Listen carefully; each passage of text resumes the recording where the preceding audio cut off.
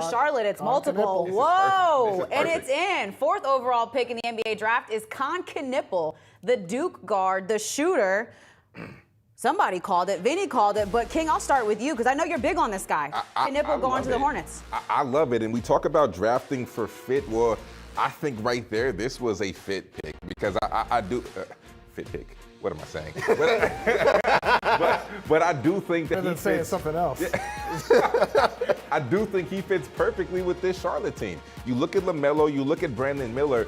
Honestly, I think that Kon Knueppel coming into the situation might be the most mature basketball player out of those 3.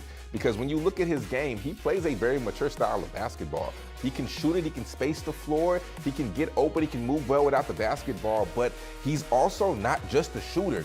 This young man can make plays. Look at what he did when Cooper Flag was out. His ability to be able to get into the paint, come off a ball screen, play in the 2-man action, hit the skip pass, hit the wide open man off the pick and roll. His reads were tremendous, and it wasn't just one game. It was time and time again. His work was heavy amongst the whole season. So I think that this is a really good fit for Charlotte, and I think that you low-key get a little bit more mature. I mean, look, that game you're talking about, Cooper Flag goes out. It's heartbreaking against Georgia Tech in the ACC tournament. Knueppel stepped up big time. Season high, 14 pick and rolls running that game. Throwing lobs to Malawach, as you said, finishing at the rim, getting into the paint. That's the thing. You can't be deceived by Kon Knueppel's Wisconsin farmer boy looks. He shot 62% at the rim this past season at Duke. He's a great 2-foot finisher. I interviewed him recently at the draft combine. He talked about the need for improving as a 1-foot finisher because he wants to be even more dynamic in the NBA. So he's not just a shooter. He's a playmaker. He's a bucket getter from 3. Honestly, the one flaw with him is shooting off the dribble. Yeah. That's the thing with him, with Knueppel. And I was interesting talking to him. I said to him, you shot over 40% from 3. You're a knockdown guy off the catch, knockdown guy off a movement. But off the dribble, he shot only 23s at Duke. Wasn't a part of his high school game either. And he's like, yeah, that's like the number one thing I got to get better at is shooting 3s and shooting pull-up mid-rangers off the dribble. And I know that's what he's been working at this entire offseason. And boy, in Charlotte next to LaMelo Ball, a lot of shots are going to be created for him, but he can create for LaMelo too. Yeah. Yes. Well, here's my thing. Brandon Miller hurt last year. LaMelo Ball hurt last year. Grant Williams hurt last year. Mark Williams had a trade rescinding last year. Would they be healthy? And with that, I ask both of you guys, if you're the Charlotte Hornets and you've won 19 games and you are generally regarded as an unserious franchise, is he a low ceiling guy? Do you take a big swing at 5 just because that's where you are? Excuse me, at 4 because that's where you are and you can't afford to take a safe pick with the roster that you have. Well, I think that because they're deemed unserious and because they're still in this, they're continuously put in the same scenario year after year, I think they had to switch it up and they did something different. I think a typical Charlotte move is to go get Ace Bailey. I think a typical Charlotte move might be to go get Trey Johnson, a guy who might fit and might not. But I think that this year they switched up a little bit and did something that is quote-unquote deemed safe.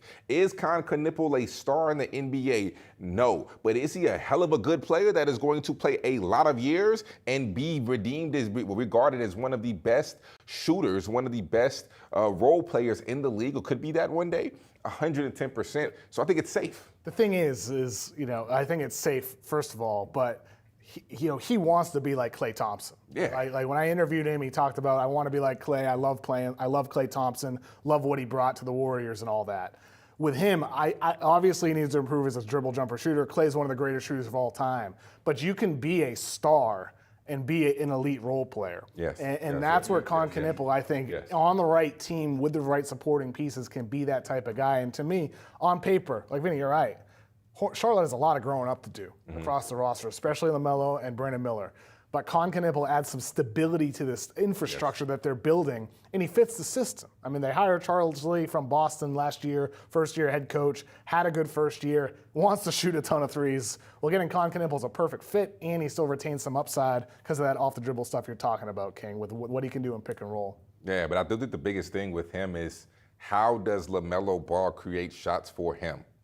I think when you talk about being that Klay Thompson-esque player, one reason Klay Thompson was Klay is because he played with Steph Curry. Steph Curry and Draymond created a lot of shots for Klay and allowed Klay to step into that role to be Klay Thompson. So I'm interested to see when you're playing with guys like Brandon Miller, you're playing with a guy like LaMelo Ball, can they get the full potential out of Kon Knueppel? Because my early concern would be that. It would be what's around him.